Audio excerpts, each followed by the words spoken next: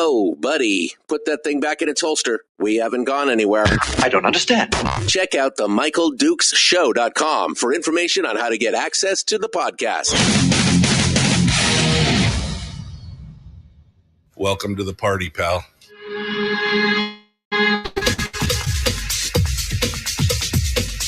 The Michael Dukes Show. The greed and the entitlement is astounding to me.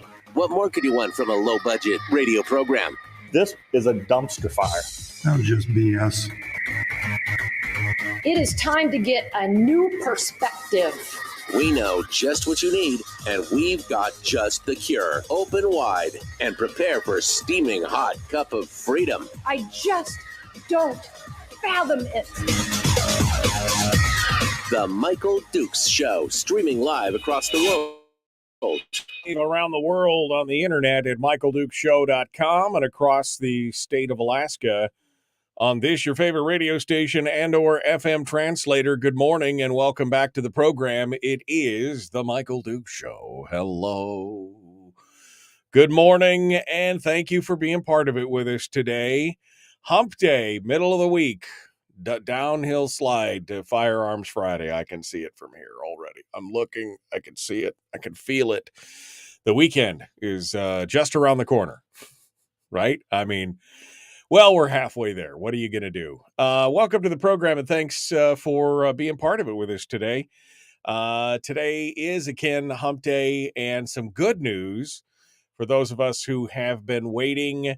We are going to cover a bunch of the news that's going on today in hour one. And there's some doozies out there. And then we are going to jump into it in hour two with the welcome return of Mike Shower to the program. He has been very busy here in the first part of the year, but finally getting a chance to talk with him, and we will be joined by him here at 7:05 this morning or so, right at the beginning of hour two for the shower hour of power. That'll be coming up here this morning, and so we're going to get the whole rundown on what's going on and talk with him about his impressions now that he is back in the legislature in the super minority, and maybe we'll see if his broom closet is as big as Rob Myers. I mean, I'm still shocked. This from Monday.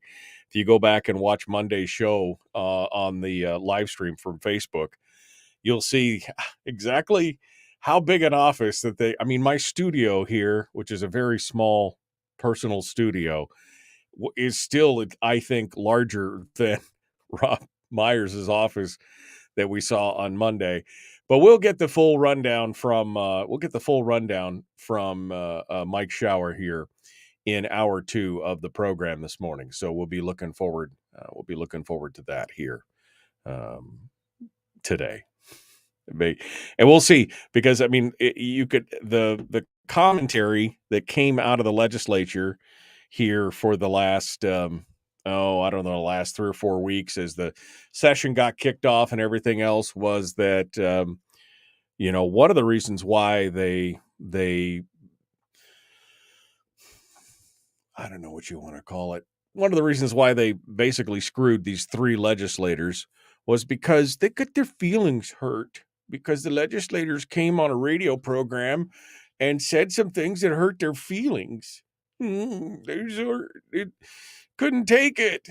I mean, they didn't want to have their names called. They didn't want to be called out for their actions, because that's always been one of the things. Well, we just don't call people out for their actions. That's just not statesmanlike. That's not. No, you call a spade a spade. You if it walks like a duck and quacks like a duck, you say it's a duck. And you point out, you don't beat the person up personally, but you say you disagree with the person and here's why. And that's all that ever happened on this program, or many of the other programs that I know these folks showed up on. And but somebody got their knickers in a twist, and that was one of the main reasons why that Shower and Hughes and Myers are in. I don't know, although I don't know why they really beat up on Rob Myers since well, I know why. They offered for him to join and he said no. I know why. He wasn't one of the bad ones, but he also wasn't going to be roped into a binding caucus. And so it's very frustrating. Very, very frustrating to see that. So anyway, we're going to get the straight dope on this from Mike Shower here in hour 1 of the program, or excuse me, hour 2 of the program today.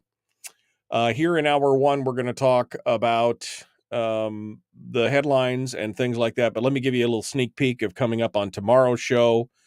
Tomorrow, we're going to be talking with David Haig, who is one of the folks who's spearheading this hue and cry about the grand jury elimination, the stuff that's going on down on the peninsula.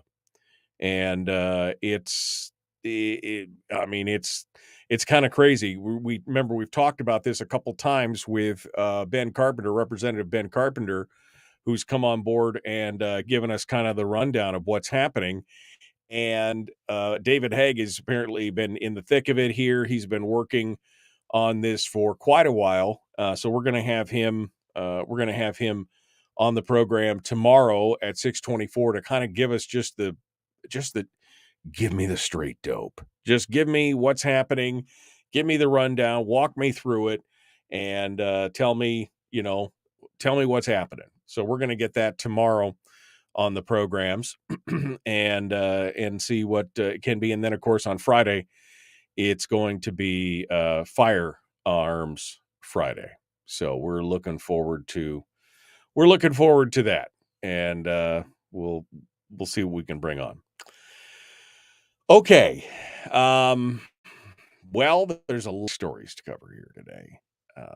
The first thing that I got questions on, though, and this is just me, reason number 467 why you probably should homeschool your kids if you can, if possible, has now been laid out because the Matsu bus workers, the school bus workers, have walked off the job. They are striking.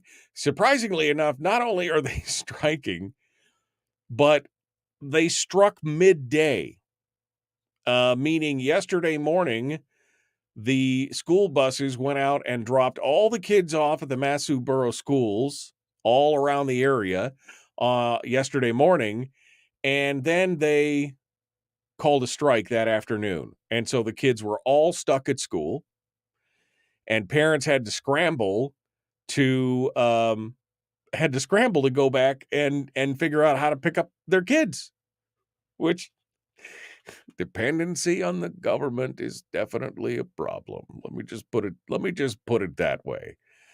It is, it's just insane.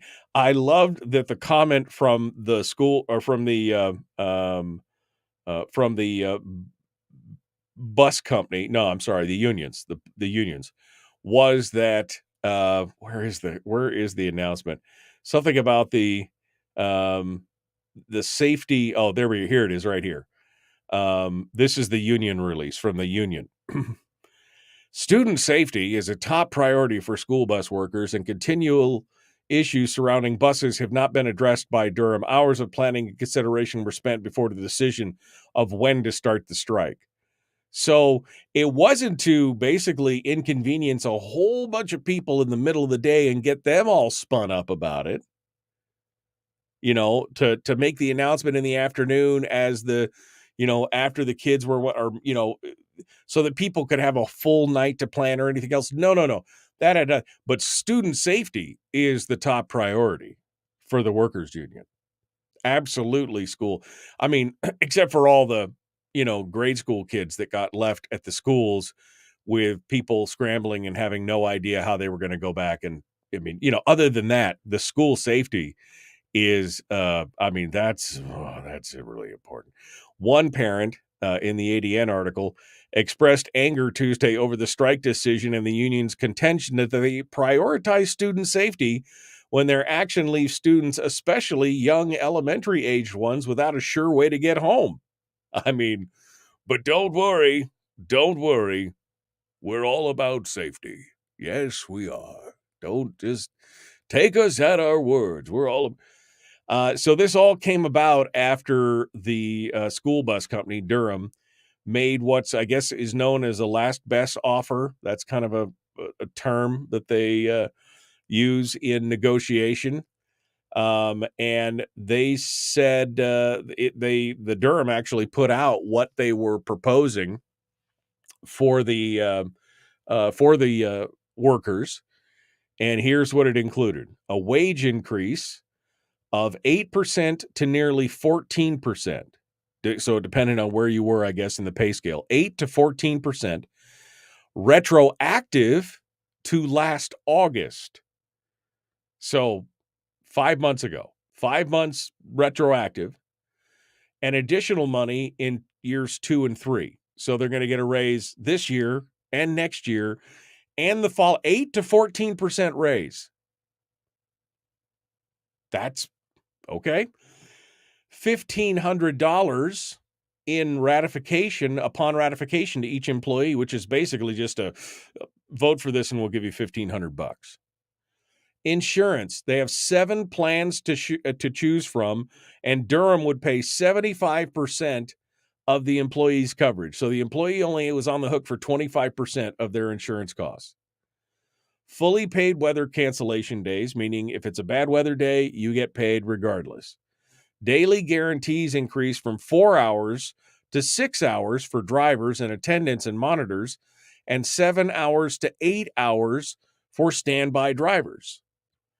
And then Family Leave Medical Act qualifying hours reduced to 700, down from 1,250, making it easier to access this benefit, meaning you only had to work 700 hours instead of 1,250 to be able to use the Family Medical Leave Act emergency leave stuff for family emergencies. But no, that's not good. That was not enough. And they decided to strike. Interestingly enough, the teachers union, or excuse me, the school district had said that they put out that last best offer, and according to them, it never got out to the there was never a vote on it, according to them. The union says, oh, yeah, we showed it to our members and it was a unanimous no. But the schools, the bus company was like, I don't, we just gave it to you. How can you strike immediately right after did you poll or what? This is no surprise. This has been going on for a while now, but yeah, I guess I just don't know what to say. I mean, between the fact that to me, it was a very calculated thing to decide to strike on a midday, meaning you knew that you took these kids to school this morning and now you're not going to go pick them up. And yet you're citing that it's you care about the safety of the kids when all these kids are sitting around at school trying to figure out how they're going to make it all the way home. It just smells wrong, right? Because that was just a whole push right there.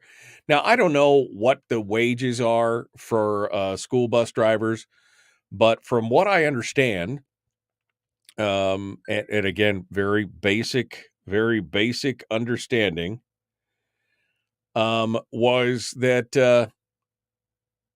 the wages had been increased quite a bit. I mean, they were hunting and pecking for drivers. And at one point, somebody had said that they had been offered something like $20-something an hour to drive this school bus. Now, if you're only getting 5 or 6 hours a day, it's still not great, but it's better than, $20 an hour to drive a school bus. And now they're talking about full health care. They're talking about a $1,500 bonus for signing, 8 to 14% raises, plus another one next year and another one the following year. Those are all pretty good, but it's not enough. Not enough.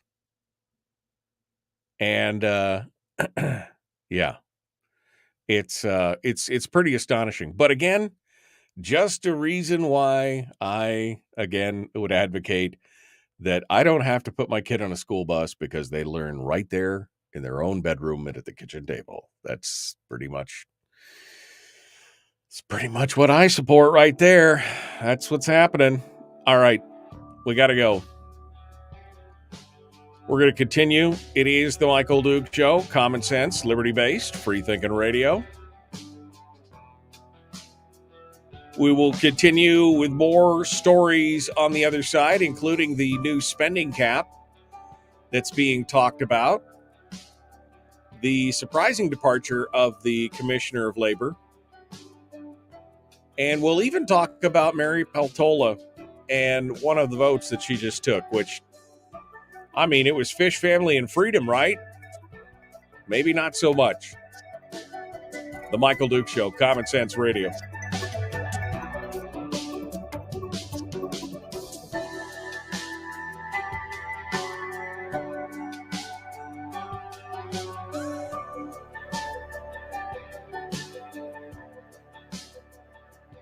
If you missed the show, you can listen to it on your time with Dukes On Demand.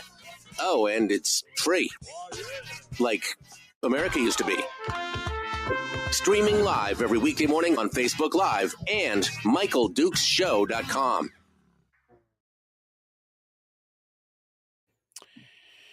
Well, good morning, my friends. How are you guys doing this morning? It is Hump Day. I saw something when I was going through the first comments here this morning. Anyone see that Hawk Bryan was arrested and in Wildwood for shooting his air gun on his property? Where's that story at?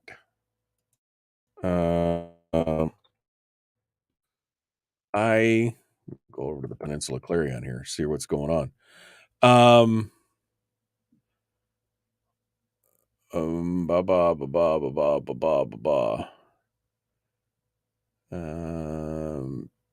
Somebody, I guess, should link me the story if they've got a.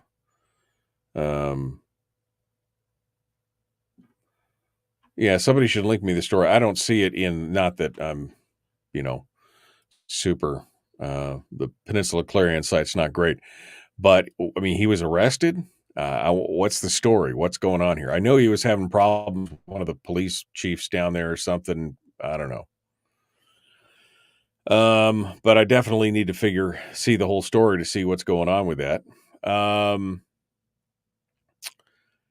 Let's see. David Haig is going to be on tomorrow. Yes. Let's see. So late. Up half the night with a sick kid and slept in, said McHale. Well, I'm sorry about that. I hope your kids are better. I hope they feel better. They called the strike early in the day, probably the best time, actually, says Daniel. This is what he's saying out here. Probably the best time. Kids standing on the corner waiting for a bus because the parents are not aware of what's happening.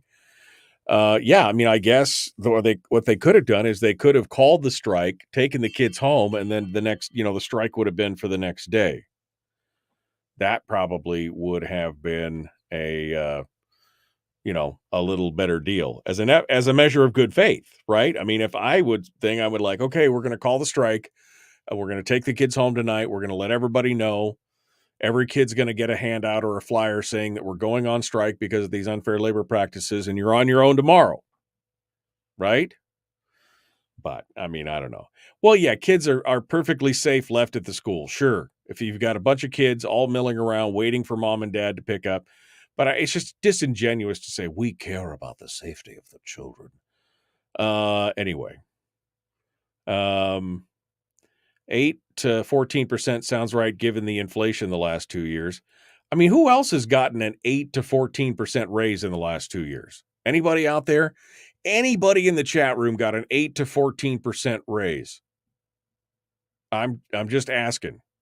If you just say raise, just type in raise. If you got a raise, I'm going to scroll down to the bottom of the chat so I know what we're talking about.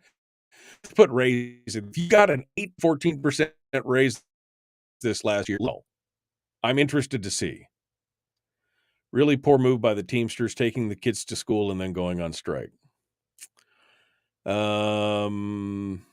New buzzwords out of the School Board Association questions millions more in so-called social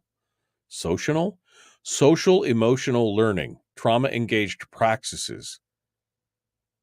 And the what? Yeah, no, that school district isn't the one negotiating. I thought I made that very clear. It was the bus company. Lost my mind when it happened. I'm a non-union person, but after spending all afternoon on the phone, Durham is not repairing the reported repairs needed on the buses. Workers are not paid for time warming up buses, only the time on the road. Shortage of aides on the buses. Wages are $13 and change. All this from a reliable source. Because, see, I was told that they were paying over $20. That's because they were desperate for drivers. And they're like, here's what we need. They've raised everything up to $20. I don't know. We'll have to see. I know that Jim in here in the chat room, Jim and Jackie, he has driven buses in the past. So maybe we can get some info from him on that. But, what do we got? Yeah, there's an old saying, a company gets what the union deserves. Okay. We got to go. Just thank you very much. I don't think Bill Brock got a raise, 3.2%. Nobody got an 8 to 14% raise is what I was saying. Here we go.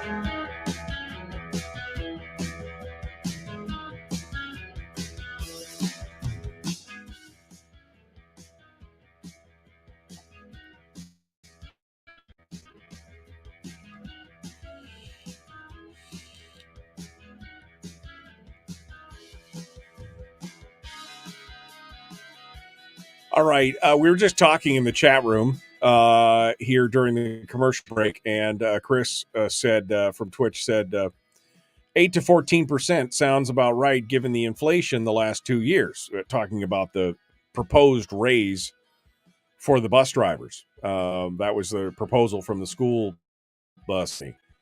And he said that's right, and I'm like, I'm not arguing that that's about right. I agree.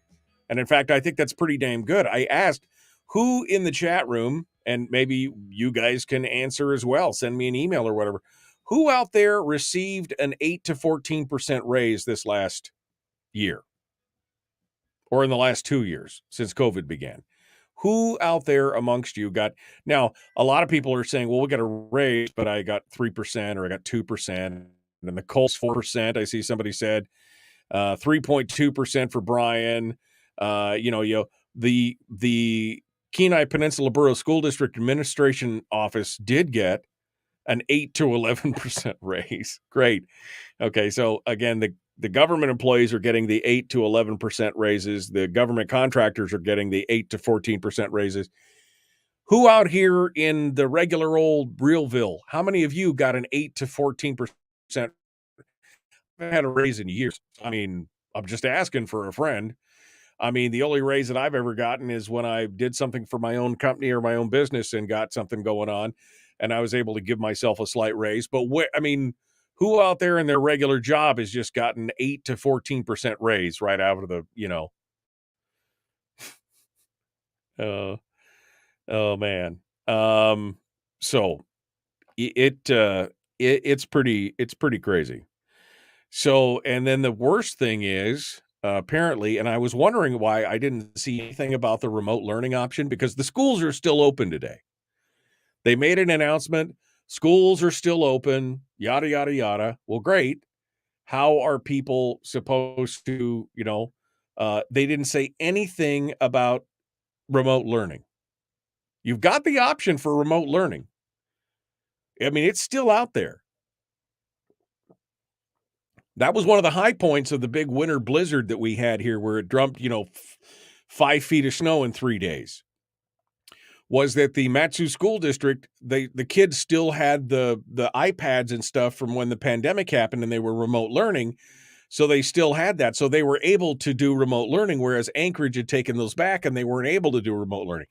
But where's the comments about remote learning? If you can't figure out how to get, you can't make this stuff up, folks. This is just like the hits just keep on coming.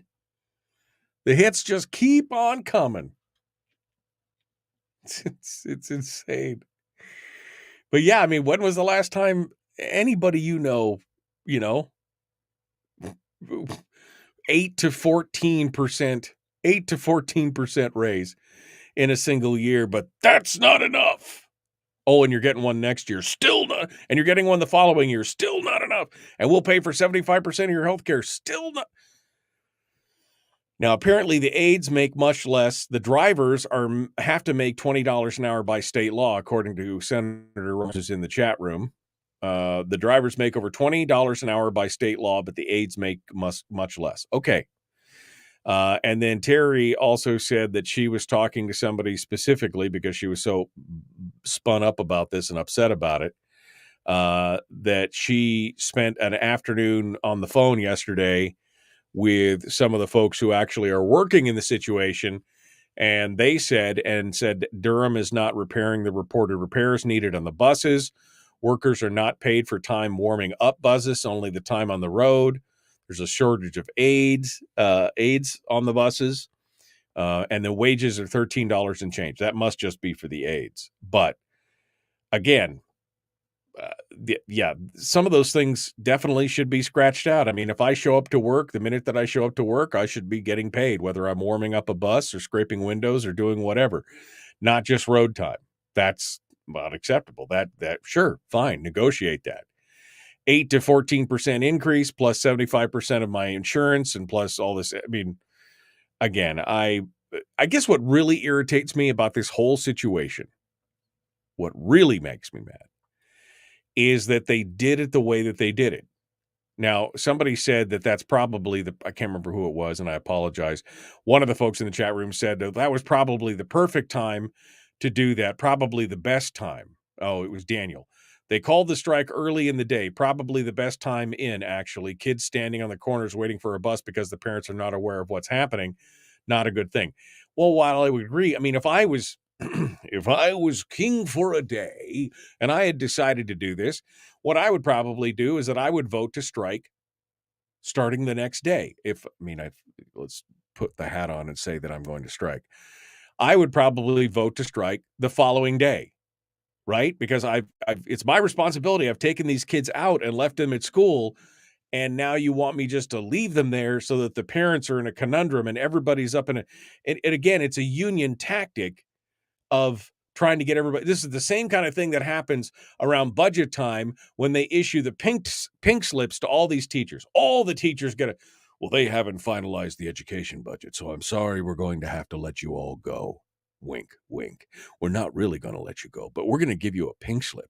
So then you can go tell everybody in the community how you're going to get fired because they haven't come up with an education budget yet. It's the same kind of thing. It's exactly the same kind of thing. And I guess that's what really irritates me about this whole thing. But again, just another reason why I'm glad that I homeschooled my kids. I'm just glad. All right. So again, I was just asking if anybody else got an 8 to 14% raise on their pay. Just wondering, just curious. What other stories do we got here? Well, it was kind of a weird thing, and of course, I love it. The headline. Wait, I'm sorry. Let me. Excuse me while I pull back over here. So the ADN now has become. First of all, I would just like to say this: the ADN has become to me, it's kind of like no longer the paper of record because it's taking them longer and longer to put pertinent stories into the website. The ADN is like slower and slower. It's like the ADN is now getting to stories sometimes 2 days after the stories have broken. They finally show up in the ADN. But so I've been cruising all the news feeds here the last couple weeks. But it doesn't matter because the Alaska Beacon has taken over for the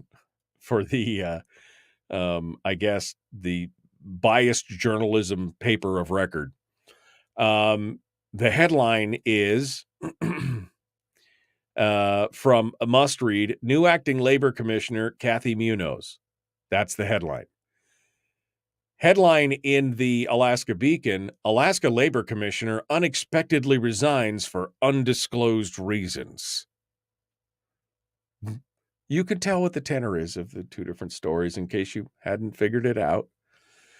So apparently what happened is the Labor and Worst Fork Development Commissioner unexpectedly resigned yesterday. Just like, bye, Felicia. I mean, just like out the door. The resignation from Tamika Ledbetter's office was announced in an email from the governor's office yesterday afternoon, and state legislators, including the chairs of the Senate and House Labor and Commerce Committees, said they were surprised by the announcement. The resignation handed in Tuesday was effective immediately, and Ledbetter is no longer a member of the administration. Now, the governor's office did not say why Ledbetter resigned, and officials from the administration were unable to immediately provide a copy of her resignation letter. But in a statement that she made from the governor's office, she said, I'm very much looking forward to spending time with my family and traveling abroad and welcoming the birth of our grandchild. The governor's office, this is from the story, the governor's office did not answer a question asking whether Ledbetter resigned to spend more time with her family. But that's what she just said in the statement. But, and Munoz didn't answer call. A call to Munoz's cell phone was unanswered. I mean, it's just there's this whole jauntist eye thing that they look like there's something going on behind every tree. And maybe there is, don't get me wrong. But just the whole tone of this article from James Brooks over at the Alaska Beacon is just astonishing. But there's really not much more information than what is putting out there. In fact, the story in the must read is just 3 paragraphs. Basically, it says, gives the history of Kathy Munoz and gives a little bit of the history of Ledbetter. And she says basically the same thing. I'm very much looking forward to spending time with my family, traveling abroad, and welcoming the birth of our first grandchild. And then gives a little bit of her history. But I mean, is this as momentous as, or is it skullduggery in the background? I don't know. But I had to laugh. I mean, it's almost to the point of where it's just this ridiculous. You have to laugh because it just seems, what? Alaska Labor Commissioner unexpectedly resigns for undisclosed reasons. Well, she disclosed that she was looking forward to spending time with her family. I don't know if that's the immediate reason, but, who knows? Maybe she's got something going. I mean,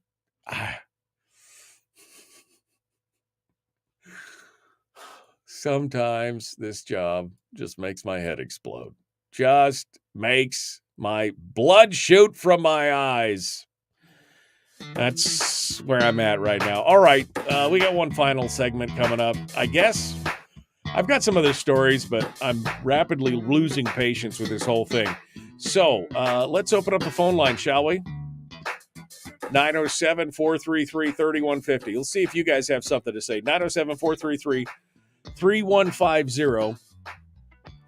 And want to remind you, of course, that the program today is brought to you by our friends over there at Satellite West. SatelliteWest.com.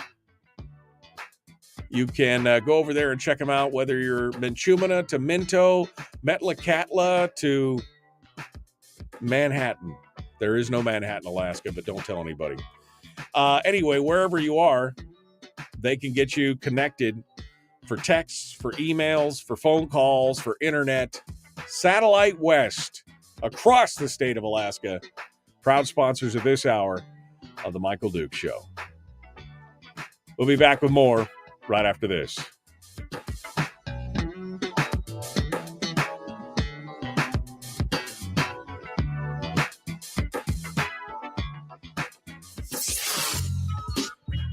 What is that? Common sense. Regularly heard on American radio. Michael Duke Show. Radio. Okay.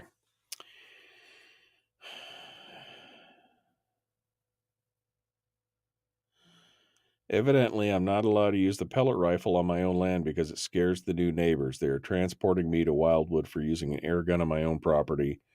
Please help me get out. Oof. Well, that's problematic, to say the least. Problematic.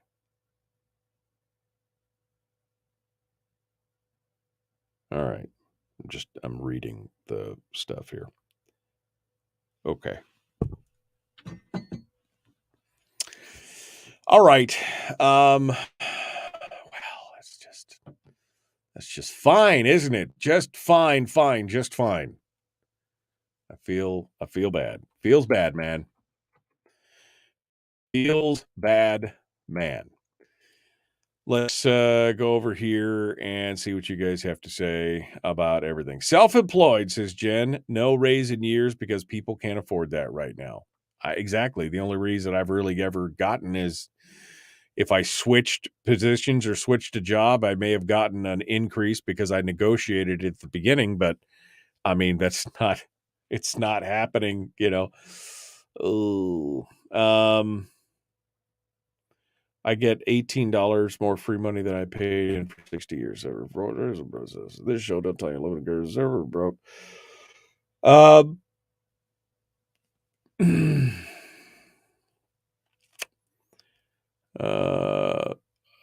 It's not about the raise. It's about leaving the kids stranded, said Robert. I mean, that's kind of what I'm at. I'm not against them getting a raise. That's fine.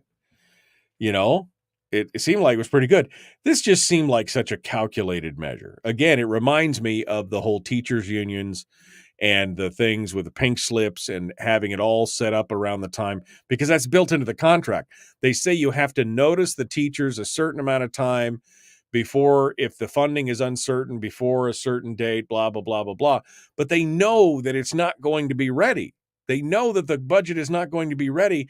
So they bake that into the contract so that then they can parade teachers around saying, why are you going to fire me? Why do you hate the children? Yeah. I don't know. Whoa. Everything just jumped around here. How long is it going to be? I don't know how long the school bus thing is going to be. I don't think anybody knows.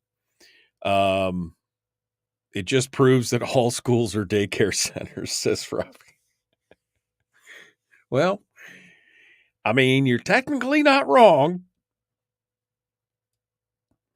Yeah. Remote learning, kids are so far ahead of the districts, it's ridiculous. Our 11-year-old is completing high school, college-level essays, going to spin up Algebra 2 and pre-calculus for the fourth grader. That's the benefit of remote learning. That's the benefit of homeschooling. You can do all that stuff on your own, at your own pace. Absolutely.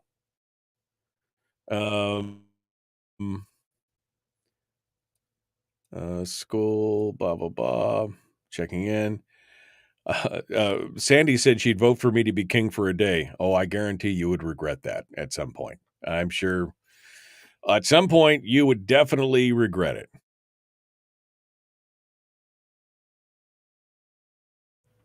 All right. It takes a while for the ADN to spin the stories. They're products of the public education. That's what it takes. Oh my gosh. Buses are not mandatory. Nope, they're not. Shower's office is just a hair bigger than mine. Who did you make angry? That's what I want to know. If you got a smaller office than Shower, let's face it, public enemy number one. then, wow.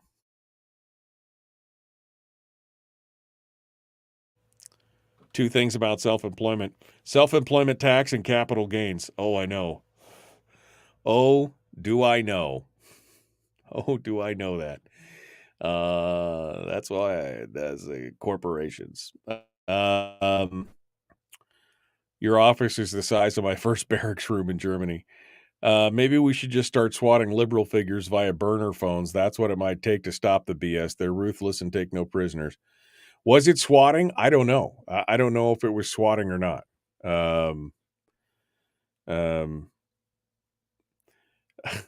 Harold says, if I was king for a day, I'd be dragging out the 1600s wooden stocks and passing out some rotten eggs. That's not a bad idea, actually. I mean,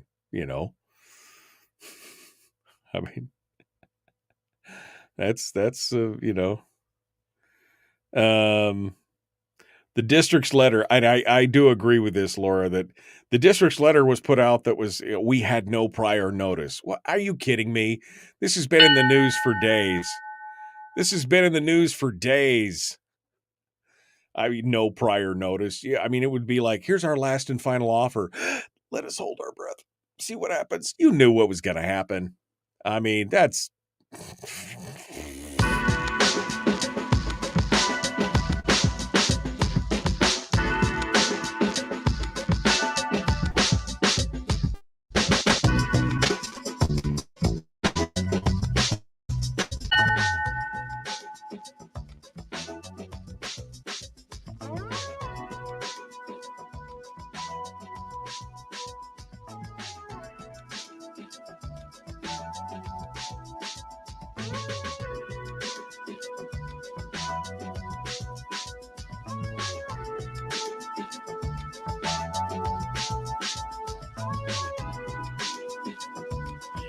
Okay. One final segment of the big radio show today for hour one. Then hour two, it's all shower all the time. Oh, man. It's going to be good. All right. So remember back in the past, remember in history, remember when we were told that Mary Peltola was all about fish, family, and freedom. Remember when we were told that? Remember that was a thing? Yeah, me too. Yeah, I remember that. Apparently, that was so far in the past that she's forgotten that. A Must Read Alaska is reporting from yesterday that Mary Peltola voted no yesterday on a bill that would have given healthcare workers the freedom to choose whether or not to get the COVID vaccine. The Freedom for Healthcare Workers Act actually passed without her support, 227 to 203. Nearly all of the Democrats voting against giving healthcare workers the right to choose. Oh, there is some irony there. All the Republicans voted in favor of the bill, with 5 Democrats joining them to do so. The bill, which is H.R. 497, if passed by the Senate and signed by the president, nullifies a rule titled Medicare and Medicaid Programs Omnibus COVID-19 Healthcare Staff Vaccinations, which is not only a mouthful, makes my head hurt. That was issued by the Centers for Medicare and Medicaid Services in November of 2021. The rule requires healthcare providers, as a condition of Medicare and Medicaid participation, to ensure that all staff are fully vaccinated against COVID-19. Now, Biden has already said, even though we're going to get into this other story about the COVID pandemic and the thing winding down, he has vowed to veto the bill if it makes it to his desk. I mean, this is just, it's crazy. Imposing the COVID shot on healthcare workers is unscientific and un-American, especially as we know now the COVID shot is ineffective at preventing transmission, according to Congressman Jeff Duncan, the bill sponsor. FreedomWorks, a grassroots group that fights for personal liberty, said it consistently believes the decision on whether to receive the COVID vaccine should be left up to the individual and not the government. Mary Paula, no, she says no. What I meant was fish, family, and fascism. I mean, what I meant was fish, family, and freedom. I didn't mean the fascism thing. I mean, just meant freedom. But no, you can't decide whether or not you should take this shot or not. Good to know, Mary. Good to know. I mean, the people in the medical profession were on the front line of the pandemic for 10 months before their first vaccine came out, and before probably 10 or 11 or 12 months before the mandates started trickling down. And then you had a shortage of healthcare workers, which was then exacerbated by the fact that you were mandating and some people said no. So then you just spread the burden to whose genius idea was this? Whose genius idea was this?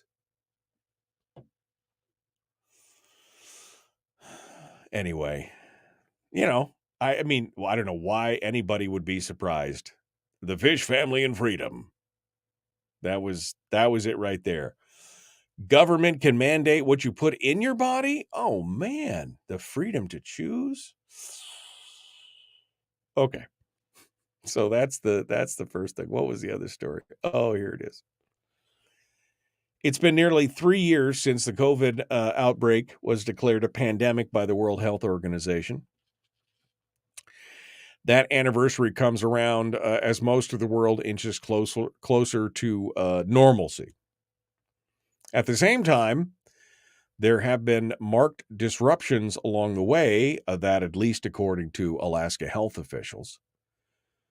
In KTUU, President and CEO of the Alaska Hospital and Healthcare Association, Dr. Jared Kosin, said, a lot of things have been unwinding behind the scenes. I mean, you see it in everyday life. There's a sense of normalcy. People know how to function. I think if you go back to healthcare and you look at what's going on inside our facilities, healthcare is starting to, in many ways, look like it did before the pandemic. Great. That's what, I mean, we knew we've gone from the pandemic to endemic state, right? I mean, this is just it's going to be cold flu season. Now it's going to be cold flu and COVID season. It is what it is.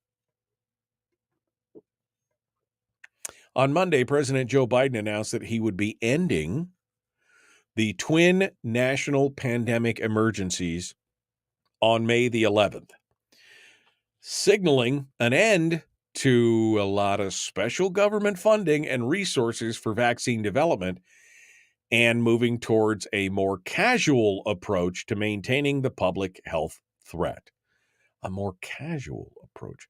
That just seems, I don't know if that's KTUU's reporting or what, but that just seems, it's a more casual, maybe a more relaxed approach. Because casual and relaxed are kind of synonyms, but at the same time, one makes you feel a little differently than the other one does, right? I mean, it's kind of like casual and relaxed. According to the article here, many people anticipated that the pandemic would wind down eventually. The changes are confirmed to be ending soon based on the $1.7 trillion spending package signed into law by Biden due to a rule put in place barring states from kicking people off Medicaid. This is just one facet of the emergency going away. One facet of it. The Medicaid part of it is huge because now we've got 1/3 of the state on Medicaid here in the state of Alaska. 1/3 of the state is on Medicaid. According to Kosin, again, the president and CEO of the Healthcare Association, the Medicaid programs essentially kept anyone who was eligible for the program at one point in time on the program. They were maintained in the program throughout the duration of the public health emergency. With the pandemic seemingly becoming more manageable, a redetermination for everyone on Medicaid will be made as it has not been done for the last several years. That redetermination process applies to people across the country who have Medicaid, and as such, millions of people are expected to lose their coverage on April 1st. In addition to that, the Associated Press reports that once the government stops buying COVID vaccines, costs are going to skyrocket. I mean, Pfizer has said the vaccine could cost recipients as much as $130 per dose. Free, federally funded at-home COVID tests are also coming to an end, and hospitals will no longer receive extra money for treating COVID-19 patients, according to the AP.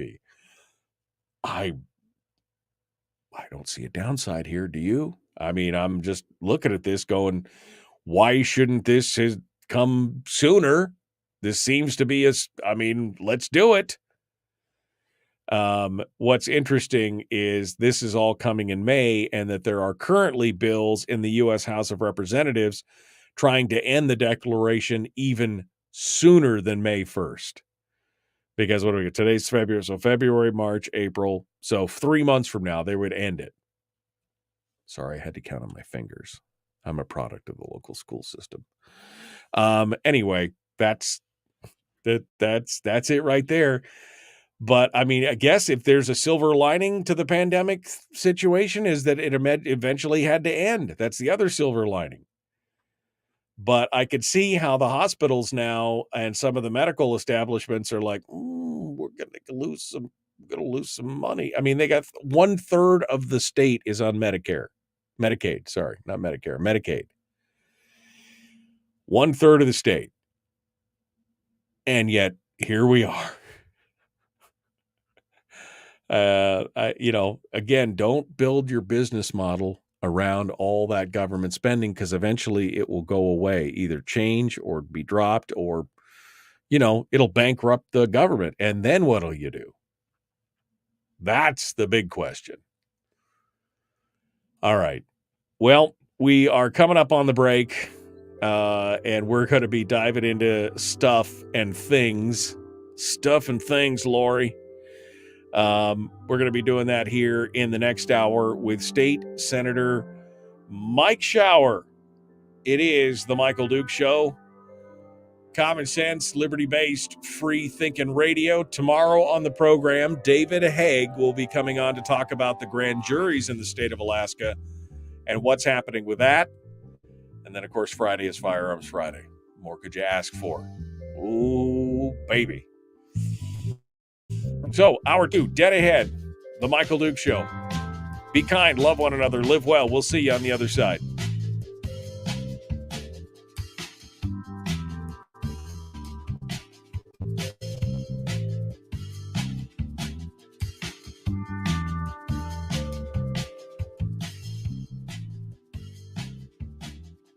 Danger zone.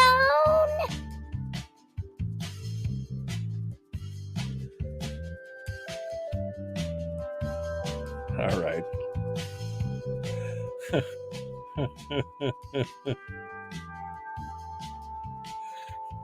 How does that work?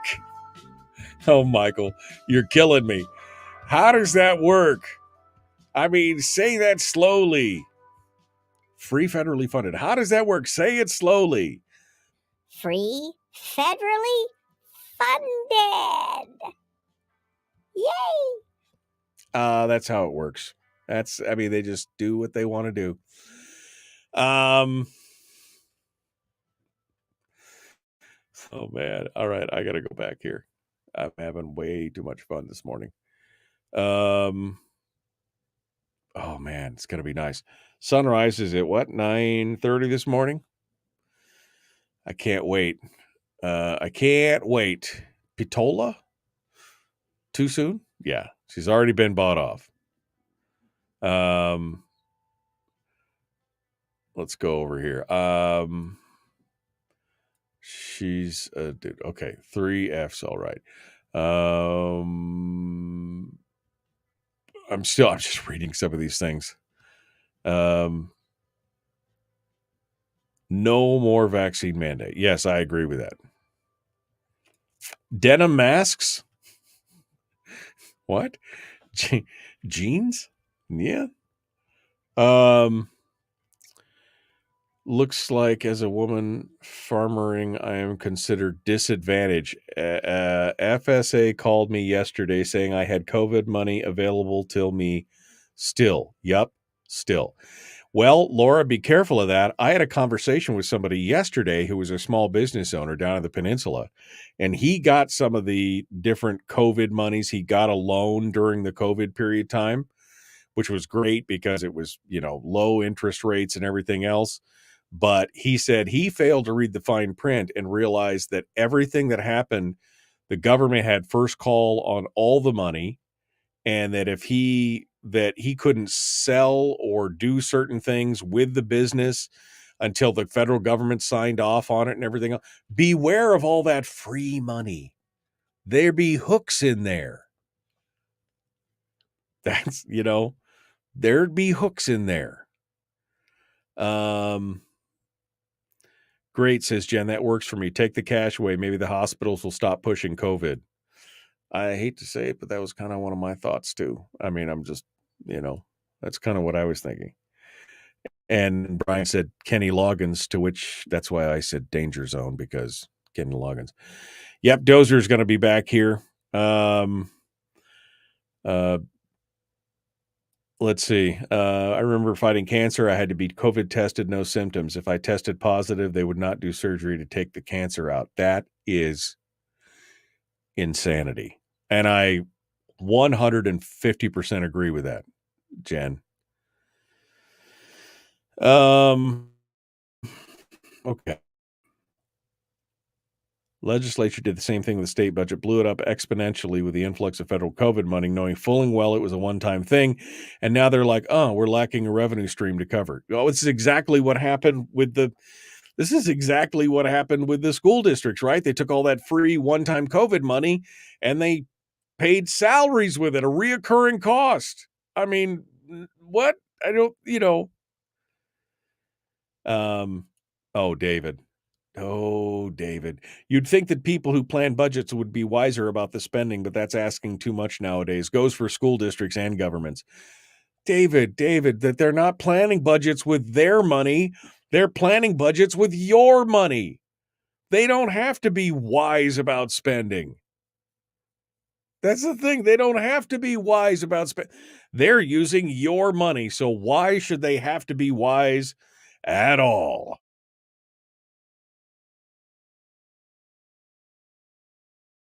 All right. Look at that. I caught up with the comments. I caught up with all the comments this morning.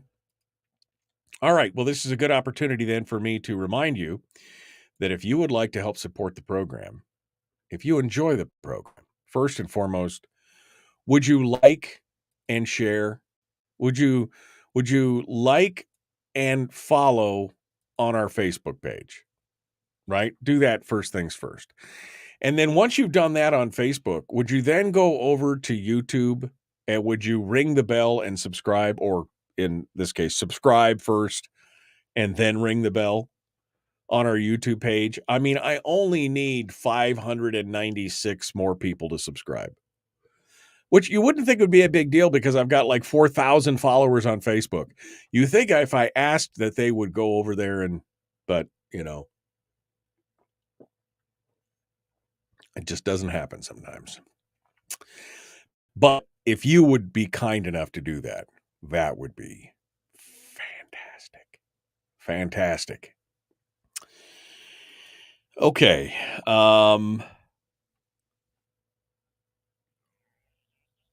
There are third-party payers, so the sky is the limit with other people's money. Yeah, I mean, that's exactly. Where is the Mary Fulp thing at these days? I have not heard anything. I mean, that's a long-term deal. Again, Laura, this is not something that's going to be fixed overnight. I was a little disappointed that even though the AP picked up the story, that it didn't seem to get picked up by some of the major news outlets, because I thought that would have been a perfect story for the major news outlets. Oh, man, could you imagine? The headlines would have been amazing.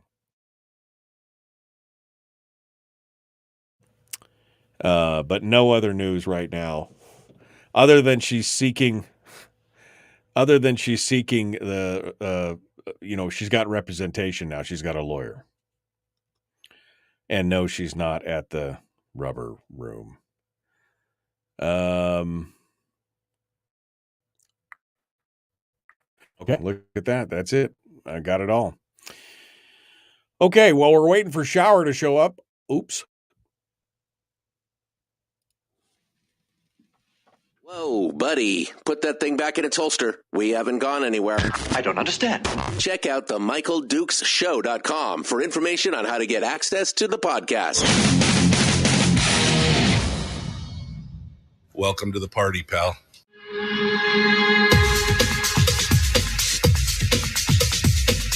The Michael Dukes Show. The greed and the entitlement is astounding to me. What more could you want from a low-budget radio program? This is a dumpster fire. That was just BS. It is time to get a new perspective. We know just what you need, and we've got just the cure. Open wide and prepare for a steaming hot cup of freedom. I just don't fathom it. The Michael Dukes Show, streaming live across the world. Across the world on the interwebs at MichaelDukesShow.com and across the state of Alaska on this, your favorite radio station and or FM translator. It is the Michael Dukes Show. Thanks for tuning in today. As always, I know you got other choices. Well, really, you don't. You don't have any other choice for local Alaskan morning talk radio. You really don't. There's nothing else except for me. So, but thank you so much. I appreciate that. Thank you for being part of it. On today's program, we just finished up talking about the Matsu-Borough school bus strike and Mary Peltola's latest vote in Congress and the closure of the pandemic emergency rules, which is apparently coming up on May the 1st. That's the word. And so we'll see what happens there. But in this hour, well, we're supposed to be talking to State Senator Mike Shower, and we'll see what happens. I'm just going back to make sure that my email or my text, that I didn't have a new text message. That's what I was looking for. So he and I are supposed to be chatting here in just a hot second. So meanwhile, while we're waiting for that, I will move on to the other big story that came out yesterday, the Alaska Beacon, talking about the big effort. And this is really the first time that I've seen a clear reference to the Fiscal Policy Working Group. James Brooks, again, in the ADN. I'm sorry, in the Alaska Beacon. And he's talking about Senator James Kaufman's new spending cap plan. And it's the title actually, again, doesn't seem quite so doom and gloom. Anchorage senator proposes new spending cap, key piece of Alaska's fiscal plan. And goes on to talk about, I'm sorry. All right, let me go over here. It looks like Mike Shower might be up and ready. There we go. Okay, I see him here in the green room.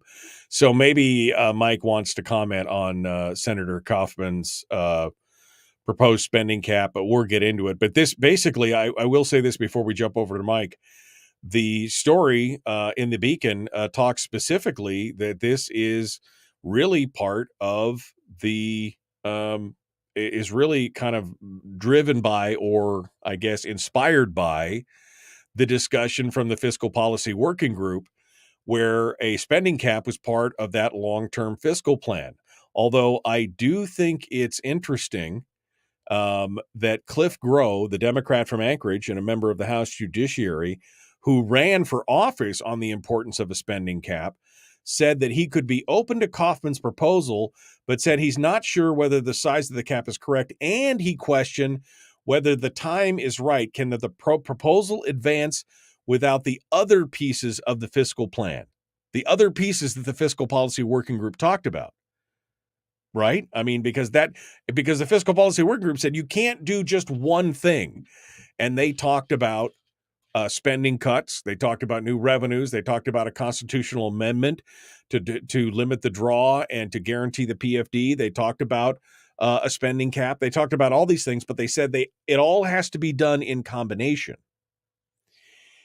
And that I think is interesting that you've got Cliff Gross saying, can it proposal advance with all the, because again, they said the one thing that they said, and Mike Schauer can attest to this, is that they said you need to do all of these things, not just one. Don't just pick and choose 1 and 2.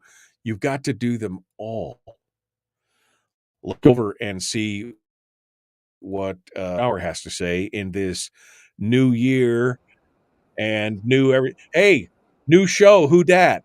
What are you doing? Who dat? What's It's been a while. who dat? New show. Who dat?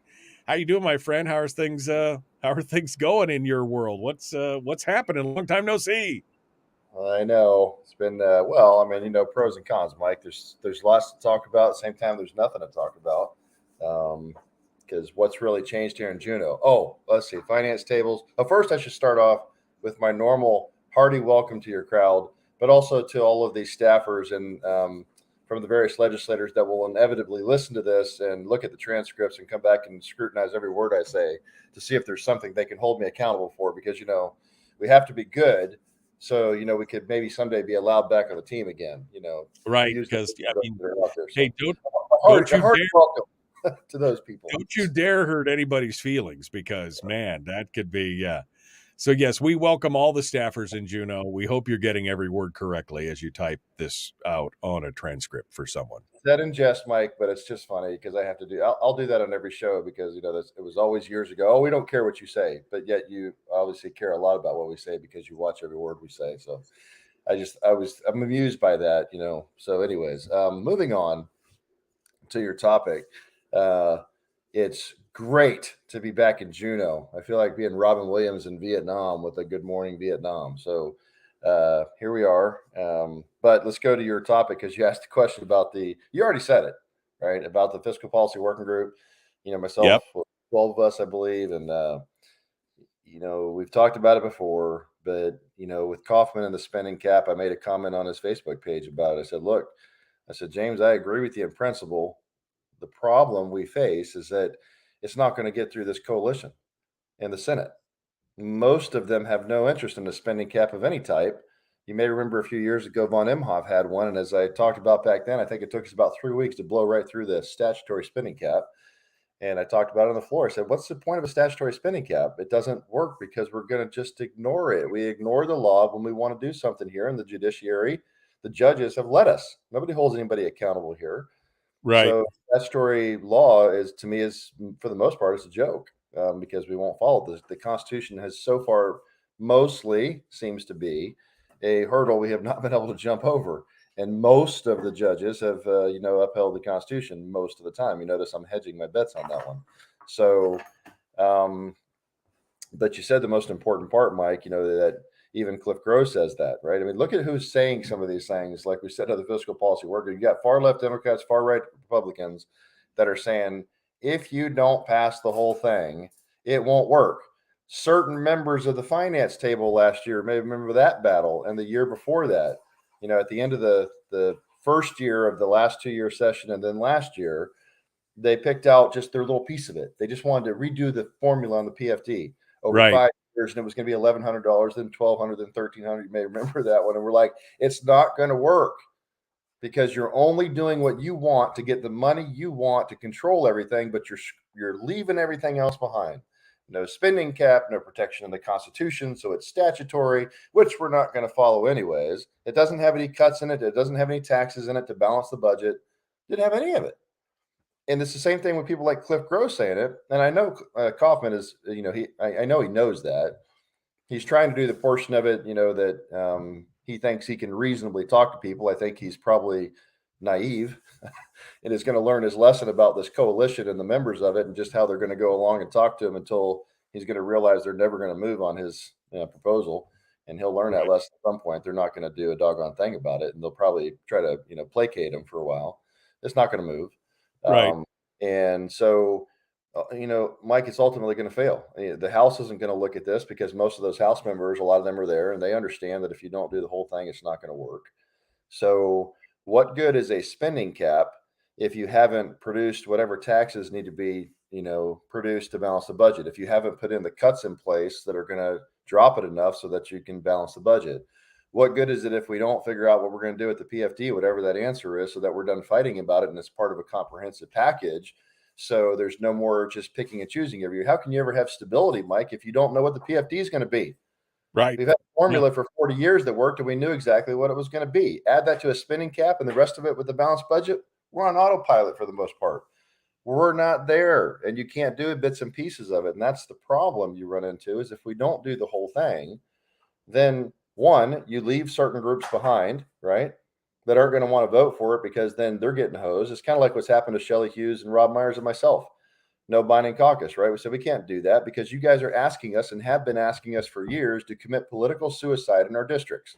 You know it's political suicide for us to vote against the dividend, but you're forcing us to vote against it with your binding caucus.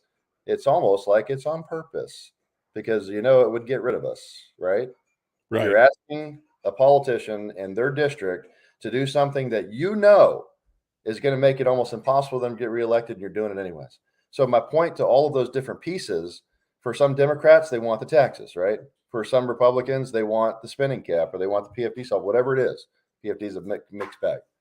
Long answer to your short question, but this is one of to me, one of the most important things we have to do. If this state's ever going to be stable, if we're ever going to have businesses invest, then you're going to have to show that Alaska can get its act together and can balance its budget. And we can take care of business, and we don't, and we haven't. And so every year, like Rob Myers put out, we're a petro state. Our budget goes up and down. We have no idea what it's going to be. Businesses don't know what's going to happen. They don't know what our next tax scheme is going to be. We're already talking about it now. What do you think is going to happen, Mike, when I'm watching the Senate in this coalition? Well, Senator Kaufman's talking about a spending cap, and you got certain other senators pushing a defined benefit plan for all state employees, and that's going to be billions of dollars.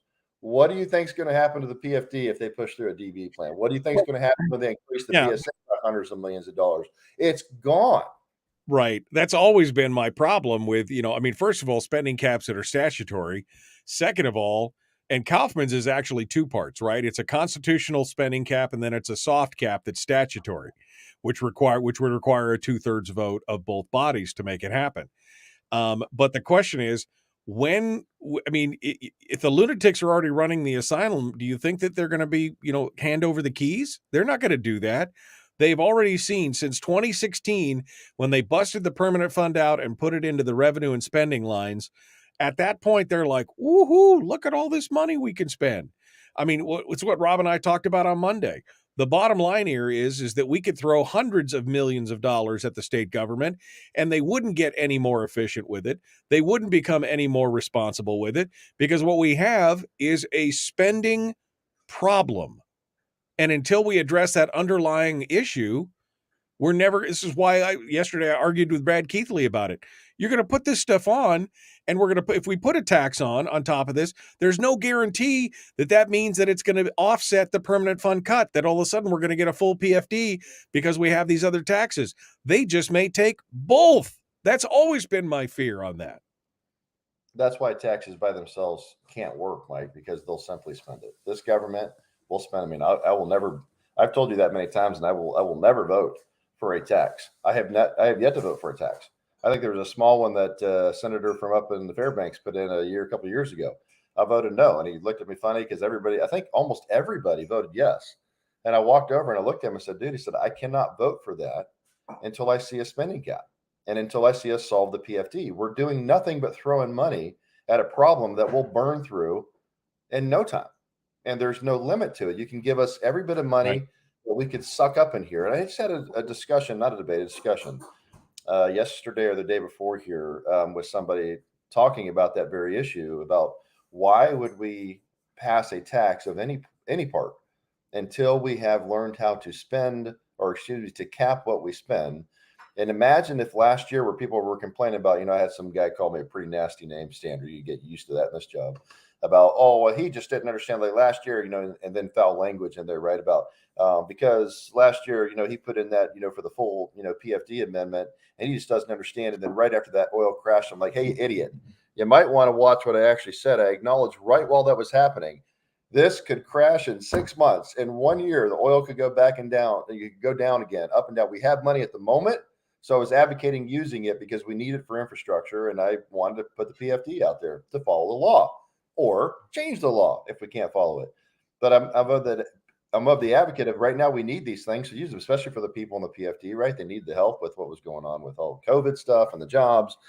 But imagine if we had that spending cap, Mike. Ooh, what a concept. What would have happened if we had the spending cap and all that money came in? Guess what?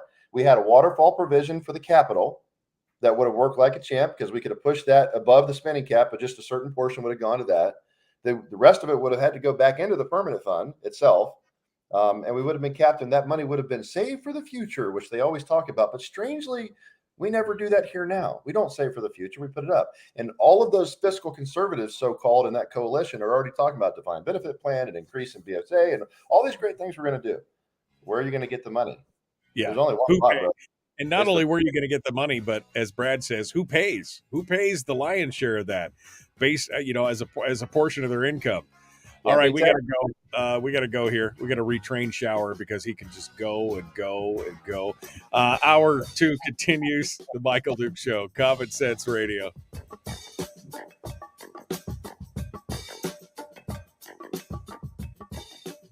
We're broadcasting live through a series of tubes, allowing all of these entities to provide streaming stuff going on the internet. Well, it's kind of hard to explain. Sorry.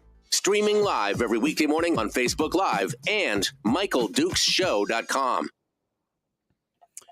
All right, we're in the break. Hour 2 with Mike Shower here on the big radio program. So what's your shirt say? When the government what? Oh, that's the when the government fears the people, there's freedom. When the people fear the government, there's tyranny. Okay. All right. I'm going to get you one of those shirts that has the "Just Say No to Government Dough" on the shirt. I'm going to get you one of my new. Are you talking to me? I'm going to get you one of this. Liberty. I'm like, well, I say freedom. So yeah, exactly. I'm going to get you one of those new shirts that says "Just Say No to Government Dough," and you could wear that around the Capitol and see if people lose their mind. Yeah, I know. Like from orbit, you'll be able to see it. So, how's it been, Mike? How's how's your new broom closet? We interviewed with Rob on Monday, and I was so shocked. I was like, "Is that your office?" He's like, "Yeah." I can reach out and touch each side with my arm. Exactly, like on both sides of my desk. And he goes, "And this is pretty much it." And I'm like, "Wow, they hate you. They hate you so much." They do. You know what's the real irony, Mike, is that in 2018, when I showed up and good old Jake Almeida was there because Dunleavy had just left and hired Jake, and the other staffer went with Mike on his campaign, and Jake was just sitting there, and I walk in the office, and the exact same office that I was in 2018, that's where I'm back. Same one. Same one. Little tiny office. It's pretty funny. So the biggest part right now is all the pictures of stuff we had up. We were all sitting against the wall stacked. We don't know what to do with them. I had to move them out because they had all this wall space, and you put up family pictures and whatever. And now we're like, It's like I don't even know if I can put up my infamous whiteboard right now to have my whiteboard talks. I'm going to figure that one out. So yeah, have to get an easel for your whiteboard so you can put it up and take it down. Yeah, no, man, that's politics up and down, man. Like I said, like I've been saying since the election, that they can treat us this way, and there's a couple senators that are smart enough to not play that game. But fortunes rise and fall, Mike. They're old. I'm young. I got time. They don't. And the reality is, be careful how you treat people now, because they have been treating us really poorly. And only because we talked on the radio, which we've hardly done anymore because we're trying to watch our P's and Q's to get along, because everybody has very thin skin. And the reality is they continue to treat us poorly. They did it to us in January 2020 in our districts. They did it again this time without even giving us a chance to talk. They didn't even ask us, hey, could you live with these constraints? Could we agree to these rules? Whatever it is, nothing. So no, things change. It's politics. In 2 years, who knows? We'll see. So like I said, somebody had their knickers in a twist over that. They got their feelings hurt because This is what kills me. Never, you're the most vocal of the three of you, have been in the past. But the one thing you've never done is you've never now I have, but you haven't besmirched the character of somebody. You have disagreed and named names, and what you disagree with. Here's what they're doing. Here's why I disagree with it. Here's what's going on. These are the people that are responsible. But you've never, talk down to their character or anything. I mean, but they don't even want their names mentioned on the air or outside of the chambers. If you've got a problem, you need to work through the process. Well, you control these other guys control the process. So how am I supposed to work through the process when I disagree with you and you control the whole process? How is that supposed to work? It doesn't. That's the point, Mike. It doesn't work, but they know that, and they know they can maintain the power. As long as they have their unethical binding caucus rule, then a handful of them get to control everything, primarily the money and everything that happens. And so all the power is vested in them, not in 60 actual legislators, right? And so that's the way the game is played. And so it's Alaska. And, it is a frustrating thing to think, I can go in there and make a difference. But you find out that really when you show up, there's not much you can do because, 3, 4, 5, 6 people out of the whole legislature control almost everything, really. And for a committee chair, you can do this. Yeah, I can move a bill. Yeehaw. That bill is going to get sent to 2 other committees where they're going to stop it anyways. I've watched that time and time again where bills make it to a certain point, and then a committee chair just goes, not going to hear it. Everybody asks about my judicial bill, right? He can't move his bill because I had a certain candidate saying that last year. He can't even move his own bills. But the reality is the finance co-chairs just stopped it because they didn't want to hear it. So, all right, hold the line. The Michael Luke Show.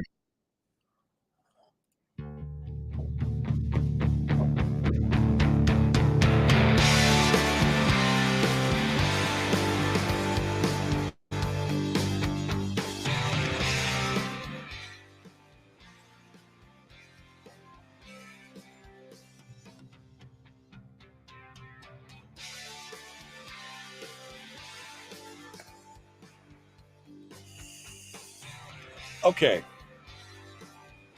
Back now with State Senator Mike Shower. Are you trying to make me fall off my chair? Welcome back to the program, The Michael Duke Show. Common Sense Radio. Mike Shower is our guest. State Senator for District O. Here back with us. My goodness. Oh my goodness. Oh my gosh. Here's where it is. Mike, so we just talked about the spending cap. We talked about, that's probably not going to happen. And in fact, in the Senate right now, based on the leadership and the coalition and the majority that they have right now, what do you expect out of it? I mean, now, thank goodness. I mean, it was the best worst case scenario that we could have, that the House was the majority is Republicans in the House. That's really the best case scenario, trying to hold back and being at loggerheads with the Senate, because maybe it'll slow down. Because if it had been the coalition majority in the House as well, there would have been nothing to slow the roll of the folks who are in the big government camp, right? The big spend camp. The only backstop would have been the governor, and he would have had to step up and use his veto pen to basically stop everything, and that's the only thing you'd have, Mike. There would be nothing else. Yeah, well, and I'll be honest with you right now. I mean, I know you're friends with the governor and everything, but I would not have much. I would not hold out hope of that. Let me just put it that way, based on what I'm seeing so far this cycle.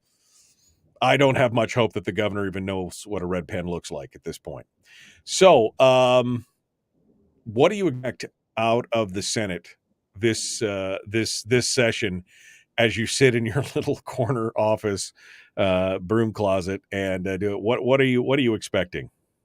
Nothing good.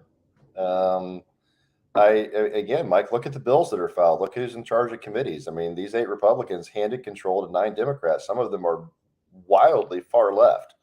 And look at some of the bills. You're going to see stuff that's going to come out, back to the stuff on policing. You're going to see stuff probably on social issues that, we were promised by the leadership, oh, we're not going to avoid those socially divisive issues, not from what I'm seeing. So I would expect as we go through this, it's really interesting, Mike, to watch because you see the bills that are filed. And of course, I've got mine pre-filed. I don't hold a lot of hope that they'll make it through, but we'll do our best. I'm not going to sit around and do nothing. I'm going to stay busy and try to move our bills and help the House members and work with the governor. I understand, some people have their questions about what Mike will do, but I'm going to continue to work with him. That's what I've got, right? I mean, as was it Rumsfeld, I think he said years ago, you go to the war with the army you have, not the army you want. Well, Right. I'm going to have to fight these battles with what we have available to us. And that means we're going to have to work with our House coalition, Republican members and, with the governor to try to stop the bad stuff and see if we can still move a few good things. So there's a lot of House members that have bills, that mirror or mimic, what we've been working on for 4 years in elections. So, we can try to move things that way. We'll do that. I still have my judicial bill filed. I think maybe a House member may take that so we can work on it. Some things that matter. There's a few other things, in the pike we're looking at. So those will come out. We can talk about them over the next month or so. But the reality is, Mike, like I said, I don't expect much. I appreciate what Senator Kaufman did. He's trying to put in a spending cap, because he knows that's important, right? My only point to Senator Kaufman is that I think that is a naive, position to think you're going to get through that coalition, knowing those bodies and what I've dealt with for now year 6 of being here is not going to happen. And it's not going to happen as part of a comprehensive plan. And we talked about that, so I won't circle back, but you go back to what do I think is going to happen? That's just my point of it. I think you see that, and I don't think you're going to see much. But when you look at what these Republicans did by handing the Senate to 9, many of whom are far left Democrats, they control the policy committees, Mike. So the very bills we're talking about that aren't supposed to be socially divisive are the ones that are going to bring in a BSA increase or whatever else, even irrespective of the fact they own Senate finance. And it's almost the exact same table again. What's that definition of insanity? Do the same thing over and over again and think something's going to change. You have the same people in charge, folks. So of course nothing's going to change. And quite frankly, the finance table is not conservative in the House either, the way it's structured at this moment. So, I mean, there are members on there, but as a total body, it's not very conservative, right? So Right.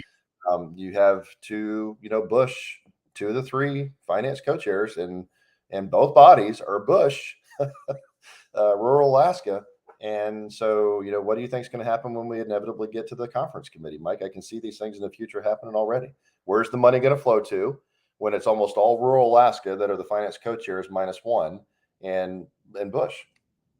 Okay, yeah, right. So I hope Mike's got his veto pen warmed up. He's going to need more than one probably if he's going to, constrain the spending is what I would expect. I'm looking at the defined benefit plan. That's going to be billions, et cetera, et cetera. So, but I mean, look at the policy committees, Mike. I mean, I was actually talking to House members and trying to talk to them and say, guys, you got to line up, a committee that's going to be able to block, the bad stuff coming out of the Senate. And it looks like they did a pretty good job of that.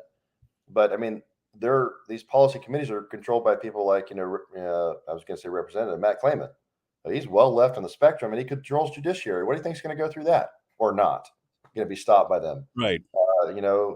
State affairs controlled by a Democrat. Resources in Alaska. I mean, we live on resources controlled by Democrats, Mike, and they're going to be anti-resource development for the most part, and certainly after oil, without a comprehensive plan. So what do you think is going to happen? I mean, I know it's a rhetorical question, but, you handed control to Democrats who are going to want taxes and they're going to want bigger government and they're going to placate the unions with as much money as they can give them. And they're going to not want to cut $1 of spending. And with the exception of a handful of them that are pro PFD, where that's going to go. So, I don't know. I mean, you can't predict what's going to take place, but goodness gracious, you can certainly see how the battle's lining up right now. Let's talk about a couple of the things that are problematic. The defined benefits plan. Now, we know that Josephson has passed his, and he's called his a conservative bill because it only deals with the first responders. But he's even quoted in the ADN as saying he hopes it spreads to other parts of the state and to other employees groups. That would be his hope. He wants to spread the wealth, is what he said. And then, of course, you've got Senator Keel's plan, Jesse Keel's plan, which includes all state employees, all borough employees, all municipal employees, and they all look around and say, oh no, this is going to save us money. It's not going to be revenue neutral. It's going to actually save us money because of efficiencies and this and that and the other thing. Meanwhile, we still have a $7 billion unfunded liability from the first 3 tiers of the defined benefits program that we killed in 206. Hold on. Can I put that on there for you? Hold on. I got that little link here. Can you paste this for everybody? It's it's that beachfront property you and I had for sale. You think we can get some people to buy it? Right. It's beachfront. Yeah, it's in Arizona. Yeah, okay. It's in eastern Arizona, but it's beachfront property. Don't worry about it. The Dead Sea. Yeah, exactly. With views of the Pacific from eastern Arizona. This is, I mean, look, I understand why they're wanting to do this. I mean, this is definitely, there are many reasons why. They have ached to get the defined benefits back into the system for years. But financially, it makes 0 sense. And of course, in Alaska, we have that very dangerous clause that says in our Constitution that says that basically, if we enter into a contract with anybody as an employee, relation, it becomes basically constitutionally binding. So you can't do like Detroit. Kevin McCabe had that article out in Must Read yesterday talking about Detroit and was it Reno, or I can't remember what the other place was, where they defaulted on their defined benefits. They said, we're cutting them back from what we promised you. Sorry, we can't do that in this state because it's in our Constitution. The courts would say, well, you've got an $80 billion permanent fund sitting there. You just draw the money out of that. I mean, this is a very dangerous road, and nobody seems to acknowledge the danger. I mean, there are a few, obviously, yeah. But I mean, those that are proposing it just kind of, oh, don't worry about that. It'll be fine. We'll save money. We won't won't cost more. I mean, I don't know.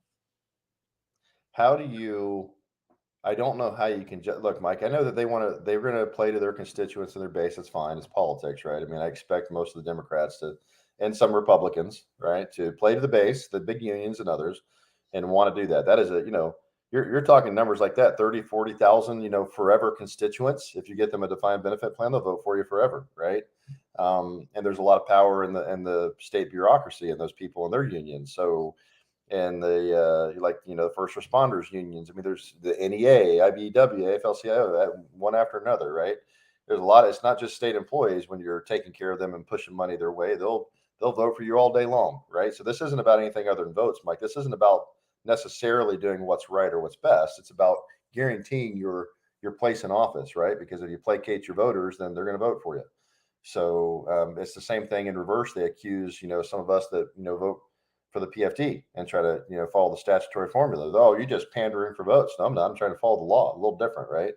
So, but they'll never buy the arguments again. Oh, you're just anyway. So I think at the end of the day, as we're sitting here talking about this, I look at what's going to happen. I go back to the same thing we talked about in the balanced fiscal policy that we cannot seem to get through this body.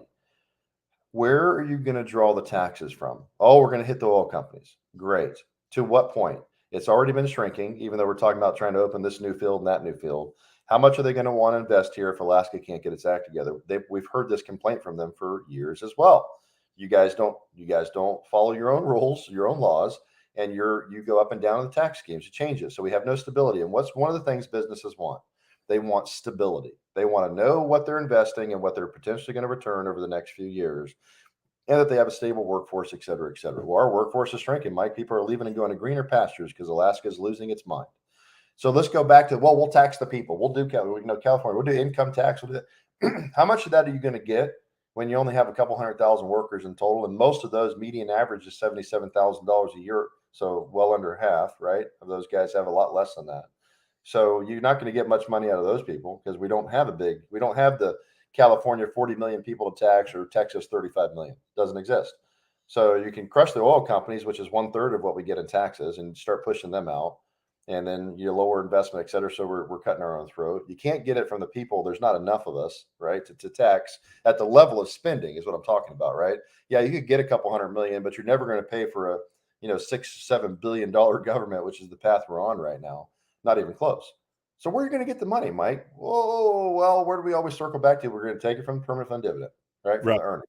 And if we're not careful, we're going to take it from the principle itself, because you may remember a couple of years ago, I think it was 2 years ago in Judiciary, Roger Holland, we had him on. He was one of the world's leading fund investment managers.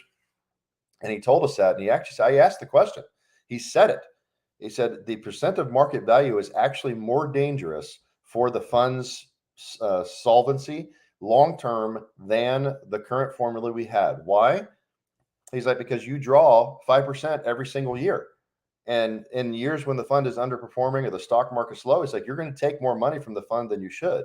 He's like, your current formula in the law, as the fund goes down, the payments go down. And so he's like, you actually would protect the fund more. It would be better for it if you would go back to your original formula. This guy's, he was like advising Norway and all these other big, funds around the world. So I, like you and others on your program, the 100 people that watch your program, according to something I heard during the campaign. Yeah, the 100 people. Somebody was bitter. He apparently didn't realize that there was radio involved as well. Yeah, so. It's just funny. People say things when they're in the heat of battle. I get it. I always think some of the comments are funny. But Mike, we have those concerns, and I go back to like what Senator Kaufman's doing. It's a valiant effort. It's not going to work. And it's not the whole thing. So it's still not going to solve the problem. Where are you going to get the money from in taxes? There's only one real place that we could get the money. That's going to be from the permanent fund dividend and or the earnings of the permanent fund. So I don't know, Mike. I mean, I don't expect anything good. And all this coalition out of the Senate's talking about to baseline your question is the money that we're going to spend. Yeah. And we're going to spend more. And we're going to spend more because they've deemed it so. Mike Shower is our guest. One final segment coming up. The Michael Duke Show. Don't go anywhere. Back with more right after this.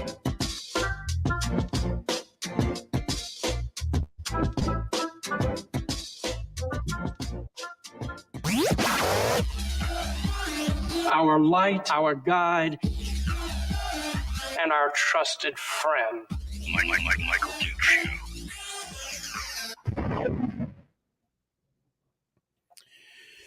In the break right now, here's the problem, Mike, and this is what I was, again, talking about with Brad Keithley yesterday, and I've been saying this for a while, but I think it just needs to be reiterated. If we continue to do what we're doing right now, which is basically treating the permanent fund dividend like it's a piggy bank, right? I mean, like it's just a fund of money, and so we want more stuff to spend, we're going to take from that. Here's the problem, because we still haven't fixed the underlying problem that Rob and I were talking about on Monday, which is the uncontrollable appetite for spending. What'll happen is eventually they will draw down on the PFD to the point of where there will be no PFD. You won't get one because they're going to take it all. And then because they haven't fixed the underlying problem of the appetite for spending, then they'll come back to us and say, well, we need more. We need more revenue. And since Alaskans really, you guys aren't paying your fair share. You guys aren't really pulling your load because, every other state's got an income tax. Every other state's got a sales tax or something. Every other state's got something. So you Alaskans, we need to pay our fair share. And so now we're going to talk about that's 5 years away if we continue down this path. 5 years. Based on the growth of spending that we're seeing right now. That's how quickly it's coming. Remember, Mike, don't forget, I said this on the floor and I've said it before too. And Naresh and I were just going over that yesterday in the office because he's looking at all the actuarials for me. Had a good conversation with Donna Arduin since she's back. I'm sure that's made some heads explode in the legislative building and in the executive branch. But remember, somewhere around $100 million plus, and I think Naresh was looking at it's about $120 million this year roughly. This is already cooked into the books. Just for contract, increases to pay and benefits and things like that. So in 5 years, Mike, if nothing else happened, no other spending increases, nothing at all, every 5 years, you're going to have around $500 million of government growth every 5 years. So you got to find $500 million of new taxes, no matter what you do. And that's already cooked in the books. That's before BSA increases and everything else. They tell you how great it's going to be. And it's not. And so I go back to perhaps the goal of some of them is to break this state because that's where it's headed, brother. I mean, what else are you going to do when you can't tax the population? There's not enough people to pay for the size of this government. You start running the oil companies out because they go, screw that, I'm done. We're just going to walk. I don't know if you heard about the Cook Inlet.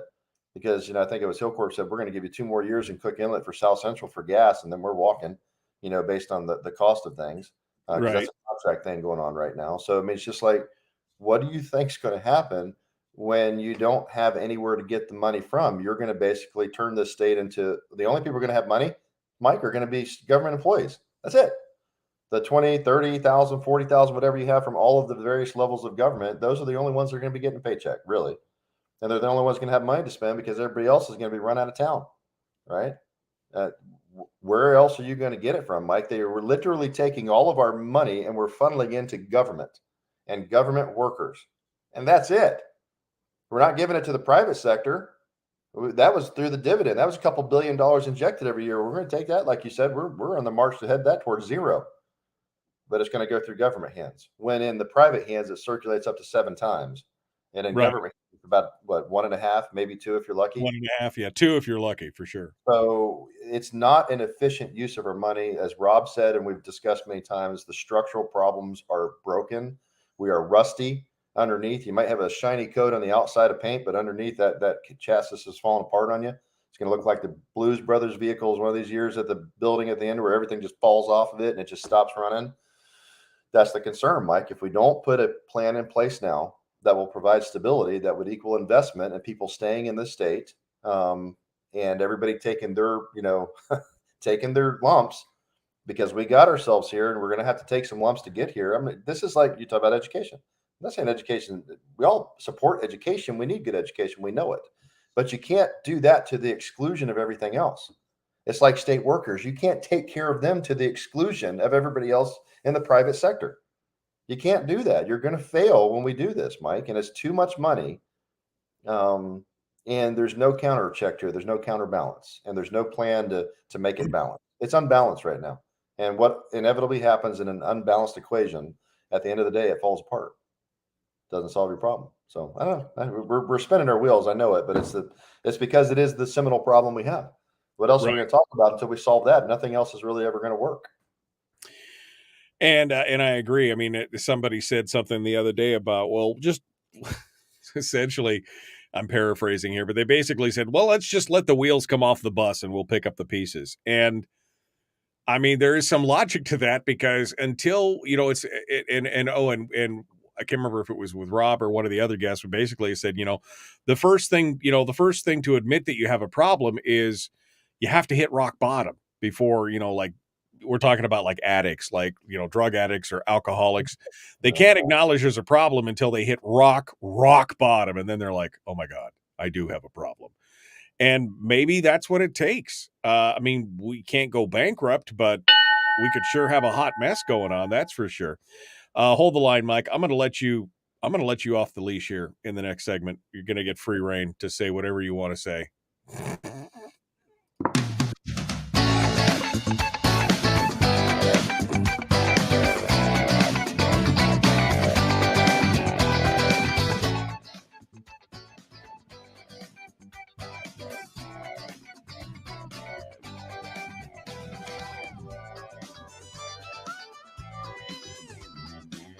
Okay. State Senator Mike Shower is our guest. One final segment of the show this morning.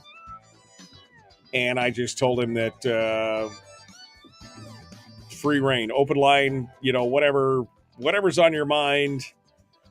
We've been waiting for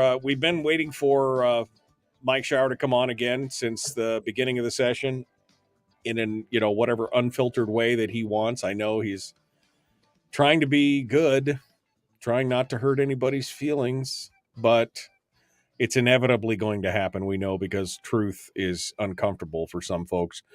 Mike, let's be real clear about that. I will continue to shine the light on the unethical and corrupt practices of people in Juneau, and on the policies and things that people are doing. If somebody is doing something like that, I'm going to talk about it. I will try my best to not poke through the very thin skin, I've realized. And it's kind of like talking about Trump, right? I mean, people have never understood that guy. And I don't care if you loved or hated the guy, voted for him or not. That's irrelevant to my point. They never understood him, right? Because he was raised in the Bronx. And if you've ever been to the Bronx in New York, that's how everybody's like. They're brash, they're loud, they're obnoxious.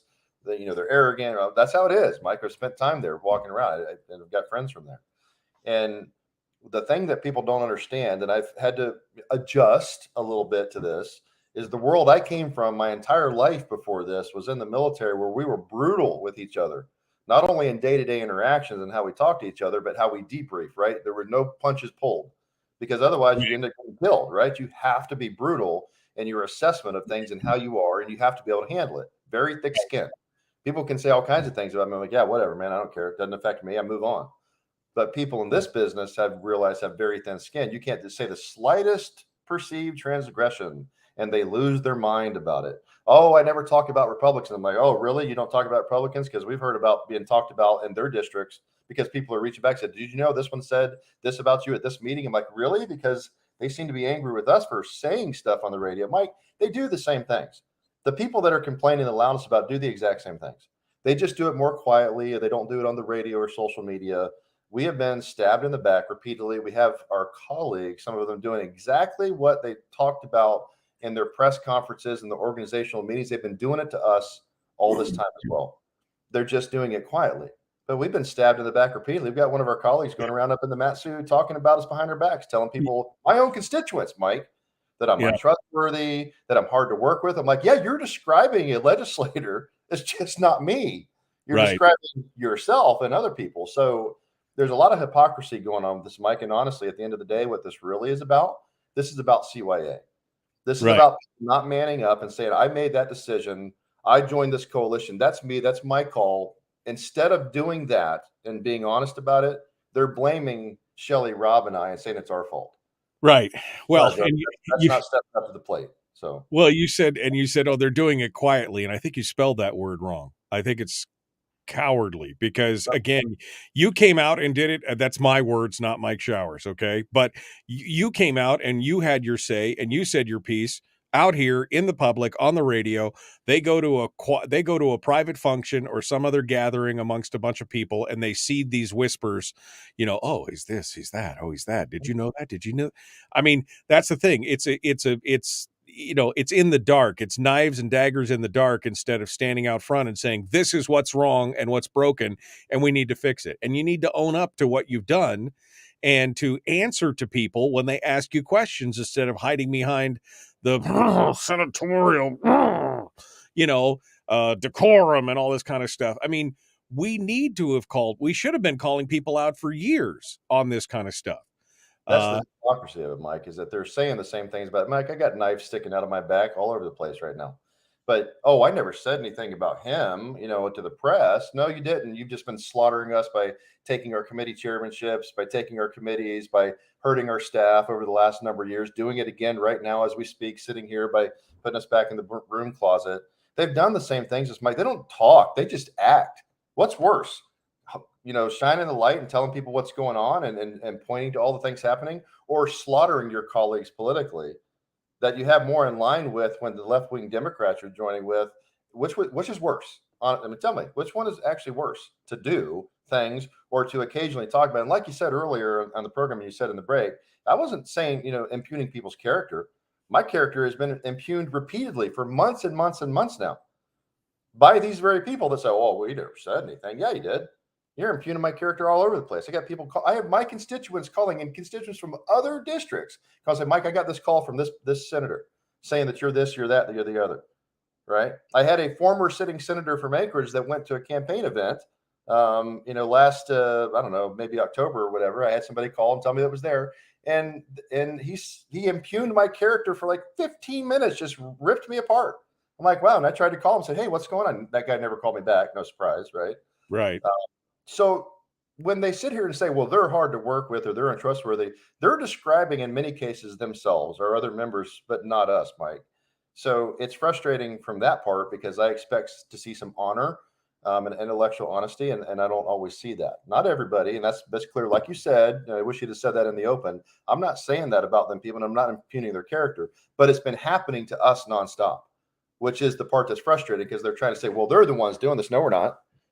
You guys are doing it, and you've been doing it repeatedly. Still do it to the press, and I've had to talk to the press members about it and tell them. I said, why don't you ask some of these questions? Why don't you ask some of the hard questions of these people? We're not the ones doing anything now. The only reason, Mike, that they would not join with us, and this is the CYA portion, is because they've got a binding caucus, and they know that the public in Alaska is aware of it now. They understand it's a dirty 4-letter word, and people go, that thing is bad. I want my senator or rep to look at every bill in its total before them when they see it, and then make a decision. I don't want them promising anything ahead of time, and they know that. So they know if they were to say, well, we're a huge Shower and Myers, we're not going to join with them because they won't give us their vote. They know that's not going to go well. But if they can impugn our character, Mike, and assassinate our character, make us look like bad people, then well, yeah, maybe you don't want to join with those three. That's what's going on, my friend. That's all this is you've got to impugn somebody's character, and then you can justify your actions against them. It's that simple. Yeah. So that's really why we are where we are. Let me read something to you. This is kind of funny. We were talking before. A good friend of mine that I know that's not in the state anymore. He said, the lack of political and budgetary consistency is the primary reason I pulled out of Alaska. He took his toys and he went somewhere else. He's watching the show right now. He just texted that to me while we're sitting here as we're having this discussion. And that's what's going to happen, Mike. Unfortunately, everything we've discussed here to get away from what's going on in the Senate is that at the end of the day, if we don't get our fiscal house in order, that right there from a person that was productive, that was making money, is going to take their stuff and they're going to leave this state. What's happening in New York? What's happening in California right now? The people that have money, they're going to Tennessee and Florida and Texas and other places, and they're getting out. Why? Because they've lost their mind. They've lost it politically. They've lost it financially, taxes and other structure, and people are going, to heck with this. I'm out of here. What do you see happening in the Matsu right now? Even the press has been reporting on it in the last few weeks. People are leaving Anchorage, and they're going to the Matsu. And they're like, oh, it's because the price of houses. Yeah, that's part of it. What's the other part, Mike? The part they don't want to mention is because Anchorage has lost its flipping mind politically, and they don't want any part of it anymore. So people are voting with their feet in their wallets. And if we're not careful, people are going to vote with their feet in their wallets en masse in Alaska and go, I'm out of here. There's no good future in this place. And if you give all the money to the government and you take away the dividend and we don't follow our own laws and we don't fix our structural problems, Mike, people are going to vote with their feet, and they're going to go somewhere where the grass is greener.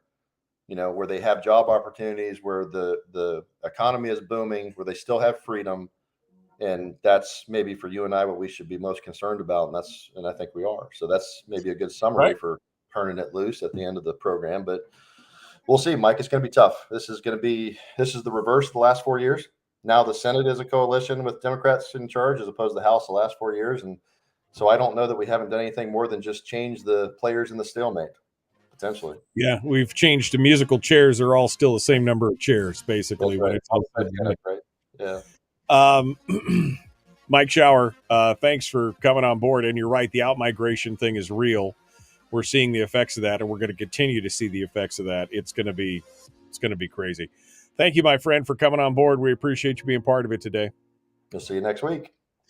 Folks, out of time. Tomorrow, David Haig talks about the grand juries in the state of Alaska right here, The Michael Duke Show. Be kind. Love one another. Live well.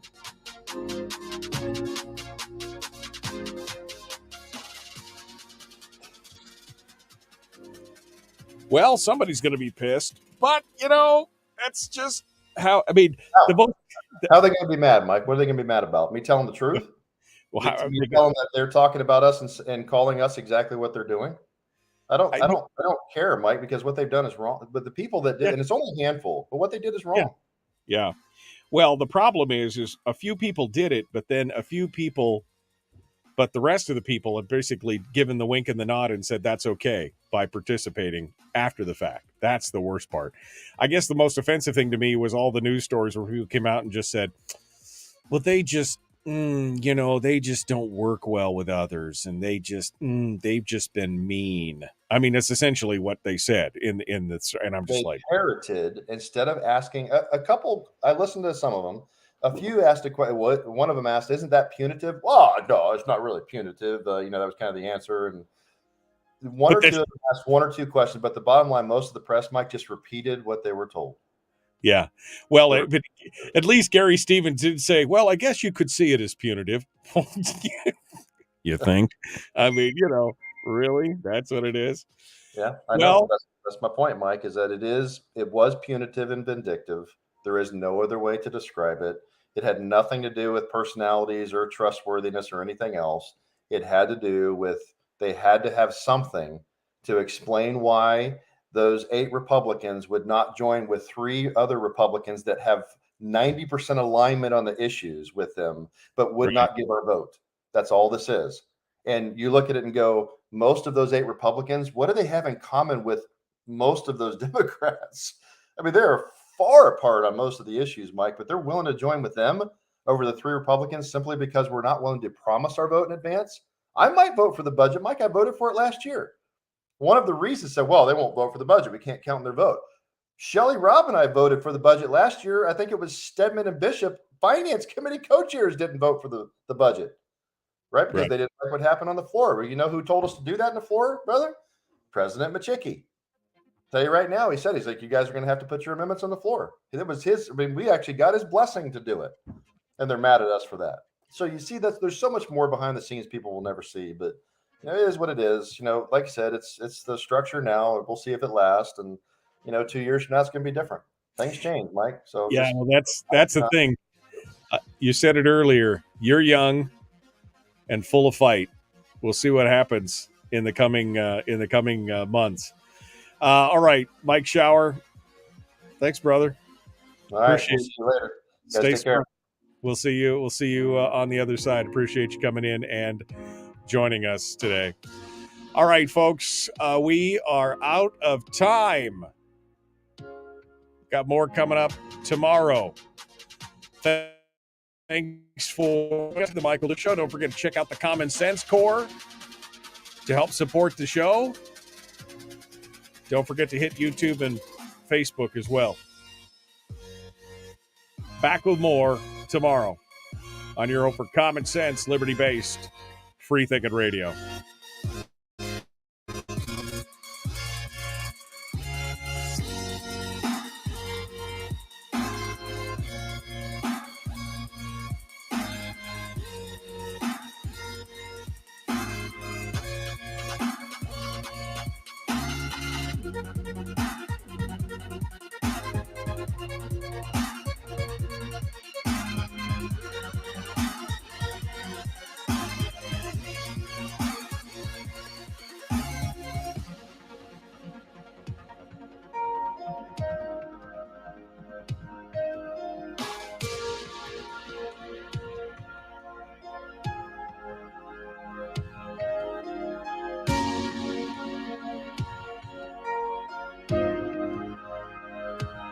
Goodbye.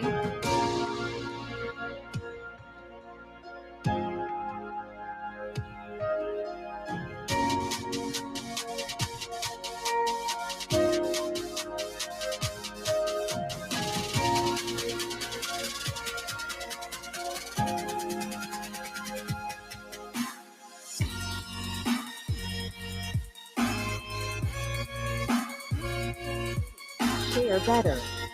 Thanks for calling the call line of the Michael Duke Show.